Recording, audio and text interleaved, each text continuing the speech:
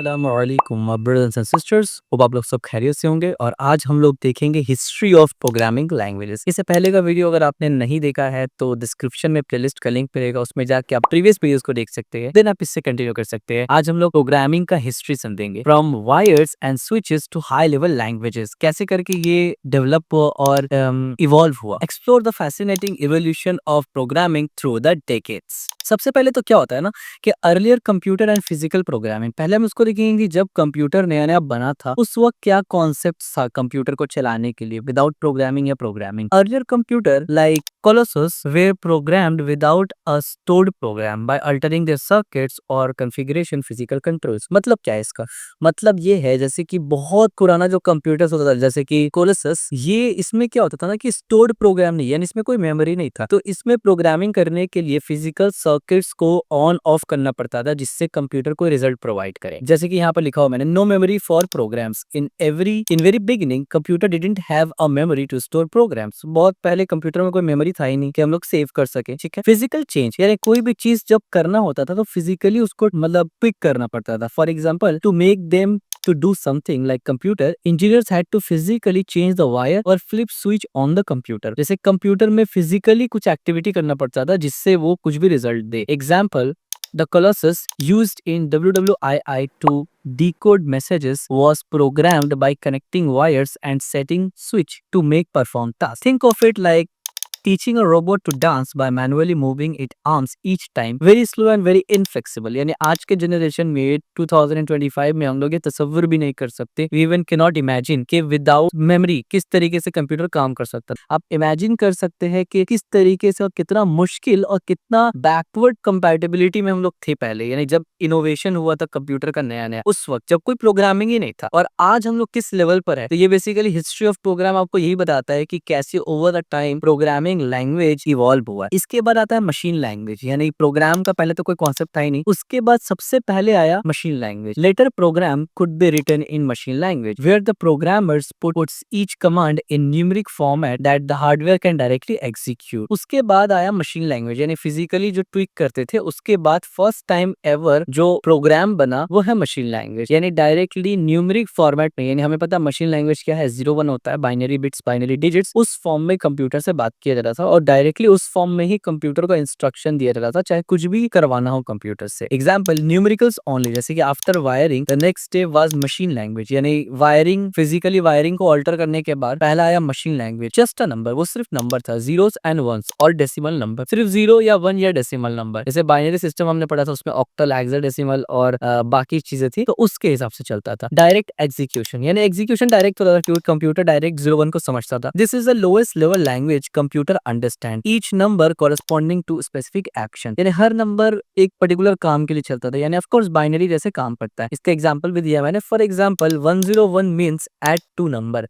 यानी 101 पास करेंगे, उसके बाद फिर 2 नंबर का बाइनरी पास करेंगे और फिर वो बेसिकली कैलकुलेशन करेगा। तो 2 नंबर का बाइनरी के दरमियान क्या करना है, 101 का मतलब एडिशन होता था। इस तरीके से काम चलता था। The programmers had to write hundreds of numbers to make even a simple calculation, यानी आसान चीज, यानी आप बोल सकते हैं जो आज के जनरेशन में हम लोग 3 लाइन के कोड में लिखते हैं ना, वो 100 लाइन के कोड में लिखते थे जब मशीन लैंग्वेज में बकायदा वो इस्तेमाल करते थे। देन इनपुट मेथड्स आया, ठीक है, मशीन लैंग्वेज के बाद इनपुट मेथड्स, यानी इनपुट मेथड्स, कंप्यूटर को इनपुट आप कैसे कैसे दे सकते हैं। तो ये हम लोग उस जनरेशन का बात कर रहे हैं जब कीबोर्ड्स वगैरह थे ही नहीं, ठीक है। द प्रोग्रामर्स वे रीड इन डेसिमल और binary form from various source such as punch card, paper tapes, magnetic tapes और switch on the computers front panel, यानी वो जो इनपुट देते थे वो इन चीजों के मदद से देते थे। कौन चीजों की मदद से? Punch cards, cards with holes representing number, cards होता था जिसमें नंबर में होल्स था, उसके मदद से वो इनपुट देते थे। यानी ऑफ कोर्स बाइनरी फॉर्मेट पे कंप्यूटर बात करेगा ना, तो उसमें नंबर था पंच कार्ड में, उसके थ्रू वो 1 0 का कॉम्बिनेशन भेजते थे। Paper tape, long strip of tape with holes, paper tapes का इस्तेमाल करते थे, मैग्नेटिक टेप्स का इस्तेमाल करते थे, earlier storage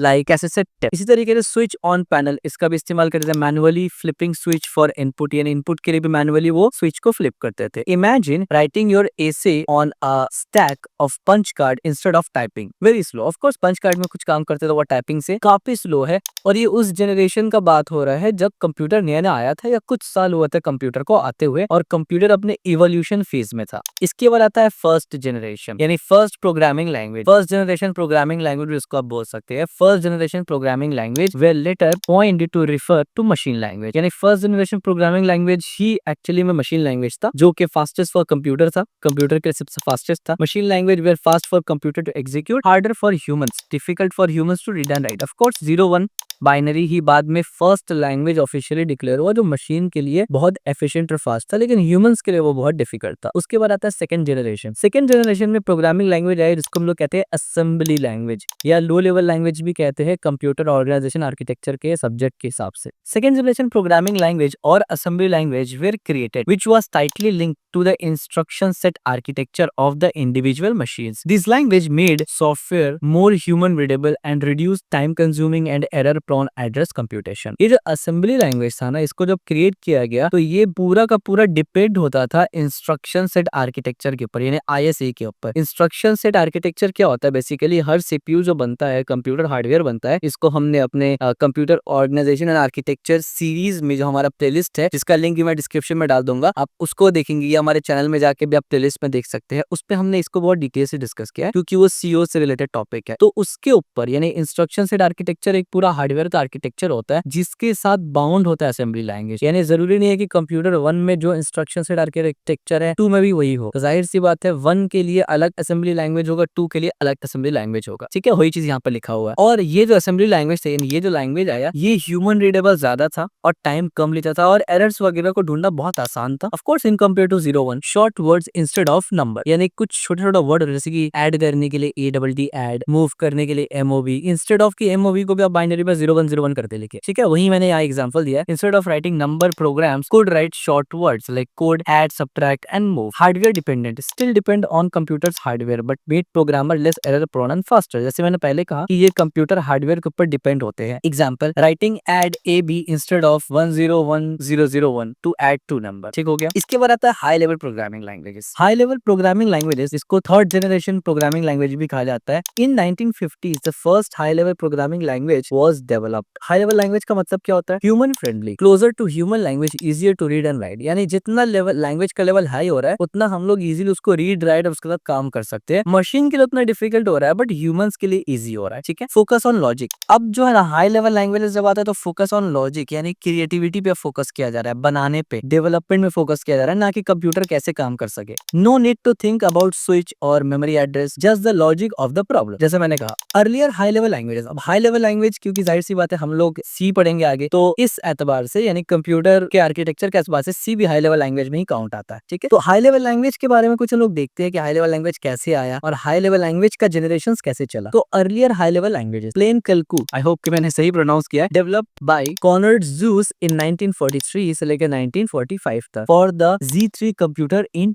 Germany. Short code suggested by John Macaulay in 1949 represented mathematical formula in the readable format instead of machine code. यानी इन्होंने मिलकर इस तरीके से फॉर्मूला के बेसिस पर इसको डेवलप किया, यानी हाई लेवल लैंग्वेज को डेवलप किया। ट्रांसलेशन चैलेंज, अब जाहिर सी बात है क्योंकि हाई लेवल लैंग्वेज आप जब लिख रहे हैं तो आप बाइनरी तो लिख नहीं रहे हैं, तो उसको लो लेवल लैंग्वेज में कन्वर्ट करना पड़ेगा, यानी असेंबली में कन्वर्ट करना पड़ेगा या फिर डायरेक्ट बाइनरी में करना पड़ेगा। तो ट्रांसलेशन चैलेंज यहाँ पर आया। However every time the program was performed it had to be translated into machine code, जैसे मैंने कहा, which made the process significantly slow than executing the comparable machine code. Of course वो थोड़ा सा slow काम करता है क्योंकि उसका काम ट्रांसलेट भी करना है, देन एग्जीक्यूट करना है। अगर आप 0-1 में लिखेंगे तो वो डायरेक्ट एग्जीक्यूट करेगा। These earlier high level languages were human friendly but computer didn't run them directly, they need a translation step convert into machine code, conversion machine code which made execution slower. जैसे मैंने पहले ही कहा कि कुछ पाने के लिए कुछ होना भी पड़ता है। तो आपने अगर प्रोग्रामिंग लैंग्वेज को इजी बनाया जिसमें इंसान ज्यादा काम कर सके, ज्यादा डेवलपर्स काम कर सके, तो फिर मशीन के लिए वो डिफिकल्ट हुआ। That's one of the reasons why बीच में कंपाइलर्स वगैरह आए, यानी ट्रांसलेटर्स आए। ऑटो कोड, ऑटो कोड क्या होता है? First compiled language, first compiled high language. जैसे मैंने कहा कि जब हाई लेवल लैंग्वेज लिखा जाएगा जो कंप्यूटर को नहीं समझ में आता है, तो उसको एग्जीक्यूट करने के लिए ट्रांसलेशन आना चाहिए। तो पहला कंपाइल्ड, यानी कंपाइलर क्या करता है? हाई लेवल लैंग्वेज को कंपाइल करता है बाइनरी कोड में। तो पहला कंपाइलर जो आया, इन्वेंट हुआ, वो एलेक गिल्नी के द्वारा क्रिएट किया गया था, auto code, at university of Manchester in earlier 1950 as a programming language. It employed a compiler to translate language language into machine code automatically. यानी पहला कंपाइलर बनाया गया था जो ऑटोमेटिकली हाई लेवल लैंग्वेज का पूरा कोड को जो एक प्रोग्रामर लिखता है मशीन लेवल कोड में ट्रांसलेट करेगा। कंपाइलर इनोवेशन और history of significance. Compiler innovation यानी जब कंपाइलर बनाया गया तो auto code was special because it used to compile they automatically convert human readable code into machine code once so the program run faster. यानी compiler को बनाया इसलिए गया था ताकि कंपाइलर क्या करे, पहले पूरा का पूरा प्रोग्राम को कंपाइल कर दे, उसके बाद जब आप उसको एग्जीक्यूट करें तो वो फास्टली एग्जीक्यूट हो जाए, क्योंकि अब तो वो 0-1 बन चुका है। ठीक है, इस तरीके से historical significance created for mark 1 computer in 1952 considered the first compiler high level language. यानी मार्क 1 कंप्यूटर के लिए इसको स्पेसिफिकली बनाया गया था 1952 में, जैसे हमने पहले कहा मैनचेस्टर में इसका इन्वेंशन हुआ और उसके बाद फिर 1952 में इसको बनाया गया एक स्पेसिफिक कंप्यूटर के लिए। इसका बहुत सा अदर वेरिएंट्स भी आया। इसका वेरिएंट्स में आया था मार्क 1 ऑटो, जैसे हमने बताया कि RA ब्रूकर 1954, इस तरीके से मर्क्यूरी ऑटो कोड भी आया था इस फॉर फेरेंटी मर्क्यूरिस कंप्यूटर के लिए, इस तरीके से EDSAC2 ऑटो कोडर भी आया था 1961 में, और एटलास ऑटो कोडर भी आया था for university of Manchester atlas 1 के तरफ से। Fortran the first widely used high level language. पहले के टाइम पे अगर देखा जाए तो सबसे पहला ऐसा highly used wide first high level language था वो था Fortran. In 1954 John Bacchus invented Fortran, the first widely used high-level journal purpose language with the functional implementation। यानी आप बोल सकते हैं कि जैसे आज के टाइम पे हम लोग प्रोग्रामिंग लैंग्वेज इस्तेमाल कर रहे हैं, उसका एक सबसे पहला version. Formula translation, Fortran formula translation यानी targeted audience designed for scientist and engineers to write program with maths formula, still use today for super computers and high performance computing. यानी Fortran जो था ये एक स्पेसिफिकली लोगों के लिए काम किया गया था, यानी बनाया गया था इंजीनियर्स और साइंटिफिक कैलकुलेशंस के लिए बनाया गया था, और आज भी इसका इस्तेमाल होता है न्यूक्लियर सिमुलेशन में, स्पेस प्रोग्राम में और वेदर सिमुलेशन में। फ्लोमेटिक, इसके बाद एक फ्लोमेटिक आया था earlier English like language, English के तरह एक लैंग्वेज आया था जो फ्लोमेटिक जिसका नाम था Grace Hopper design Flowmatic and earlier programming language for Univac I between 1955 से लेकर 1959 तक। इंग्लिश लाइक सिंटेक्स इसमें मौजूद था, allow programmers to write instruction in like English word. Business application इसमें हो सकता था। इट इंस्पायर कॉलवर्ड इसके बाद आया था जो इससे इंस्पायर्ड होकर आया था। The business program language used to bank insurance and governments. Time मैंने अगर देखा जाए तो पब्लिक रिलीज इसका हुआ था 1958 में, फिर प्रोटोटाइप इसका कंप्लीट हुआ था 1955 में। 1955 में ये कंप्लीट हुआ था और ऑफिशियली पब्लिश हुआ था ये 1958 में। Think of it like write a program that says if customer balance is greater than 0 approve loan instead of using numbers for complex code. यानी ये बिजनेस एप्लीकेशन को फोकस करके बना था और इसमें कोई बहुत ज्यादा कॉम्प्लेक्स कोडिंग नहीं कर सकते थे, एक सिंपल सा बना था। ऑफ कोर्स इस वक्त लैंग्वेजेस बन रहे थे फर्स्ट स्टार्टिंग में, तो इतना कॉम्प्लेक्सिटी अभी नहीं आया था। Summary of earlier programming evolution, generations, language type, की फीचर और एग्जांपल्स। यहाँ पर जो हम लोगों ने पढ़ा बहुत से लोगों के बीच समझ में आएगा, बहुत से लोगों को नहीं समझ में आएगा, इसी वजह से मैंने रैप अप किया एक जगह कि कैसे करके वो हुआ ताकि आप कंपेयर कर सके। तो सबसे पहले आता है जनरेशन 1 जिसमें मशीन लैंग्वेज था, सिर्फ नंबर काम में आता था और कोड कैसे था इसका एग्जांपल में बाइनरी कोड 0 और 1। सेकंड लेवल में आया आपका असेंबली लैंग्वेज, शॉर्टर मिनिमोनिक्स, इसमें क्या था ऐड रिमूव ऐड मूव, इस तरीके का इसका कोड था और ये बाइनरी से थोड़ा सा बेटर था, ह्यूमन रीडेबल था। इसके बाद थर्ड जनरेशन में आया हाई लेवल लैंग्वेज यानी ह्यूमन रीडेबल, और यहीं पर कंपाइलर और इंटरप्रेटर भी इंट्रोड्यूस हुए जिसमें auto coder, short coder, Fortran वगैरह आए। इस तरीके से English like language, Flowmatic, read like English inspire किया कॉलबर्ट वगैरह को, और फिर इसके बाद फर्दर हाई लेवल लैंग्वेजेस आना शुरू हो गया। स्टोरी वर्जन, स्टेप 1 में क्या था, computers had no brain, computer के पास कोई ब्रेन था ही नहीं। They needed wires and switch, जाहिर सी बात है क्योंकि उस तरीके से मेमोरी वगैरह कुछ था ही नहीं। स्टेप 2 में क्या हुआ, then we use numbers, machine code इस्तेमाल किया। तीसरा नंबर में हमने असेंबली इस्तेमाल किया जिससे काम करना आसान हो गया। चौथे नंबर पे हमने हाई लेवल प्रोग्राम बनाया, हाई लेवल प्रोग्रामिंग लैंग्वेज बनाया, writing maths formula, of course mathematical formula के बेसिस पर ही ये सब हुआ। स्टेप नंबर 5 में compiler and English like language made program faster and understandable बनाया। Today, programming is easier, faster and used everywhere from app to your phone to rocket in space। ये आज के जनरेशन में प्रोग्राम हर जगह मौजूद है। अगर आप इंटरनेट यूज कर रहे हैं, कोई भी डिजिटल सिस्टम यूज कर रहे हैं, कुछ भी सब में प्रोग्राम है। ठीक है, टाइमलाइन ऑफ प्रोग्रामिंग हिस्ट्री, तो अगर टाइमलाइन देखा जाए तो स्टार्ट हुआ था ये 1943 से 1944 से। इसमें कोलसस जो पहला प्रोग्रामिंग लैंग्वेज था इलेक्ट्रॉनिक रेडियो कंप्यूटर में यूज्ड फॉर कोड ब्रेकिंग। इसके बाद ऑटो कोडर का टाइम आया यानी first compiled high level programming language. इसके बाद फॉर्ट्रन आया 1954 में, इसके बाद फ्लोमिक आया और इसके बाद फिर कॉलबर्ट वगैरह आया, यानी हमारे जो सी वगैरह के करीब लैंग्वेज इस वक्त आया। Created by conference data system language, heavily influenced by Flowbit, become a dominant business programming language for a decades. तो ये बेसिकली इससे बेसिकली आपको क्या पता चलता है ना, एक हिस्ट्री मालूम चलता है कि आज जो हम लोग प्रोग्रामिंग लैंग्वेज इस्तेमाल करते हैं तो इसका हिस्ट्री क्या था, और ये बस एक नॉलेज के एतबार से है। इससे आपको एक अगर आप एक प्रोग्रामिंग लैंग्वेज सीख रहे हैं तो आपको उसका हिस्ट्री पता होना चाहिए। ठीक है, हर चीज का हिस्ट्री और फिलोसफी होता है, तो आपको तो हिस्ट्री पता होना चाहिए जब आप कोई चीज सीख रहे हो। तो ऑफकोर्स जब हम लोग सी के बारे में इंट्रोडक्शन पढ़ेंगे तो हम लोग सी का स्पेसिफिक हिस्ट्री भी पढ़ेंगे, तो आपको ज्यादा मजा आएगा। इसमें सी इन्वॉल्व नहीं था, सी तक हम लोग आए नहीं है। ये एक जर्नल पर्पस प्रोग्रामिंग लैंग्वेज का हिस्ट्री क्या था मैंने वो कवर किया, क्योंकि मैंने most of the C tutorial में या बुक्स में भी देखा है ऐसा किस्म का डिटेल्स को ऐड नहीं किया करता। तो मैंने आई फील कि आपको पता होना चाहिए। तो अगर वीडियो पसंद आए तो लाइक, सब्सक्राइब और शेयर जरूर कर।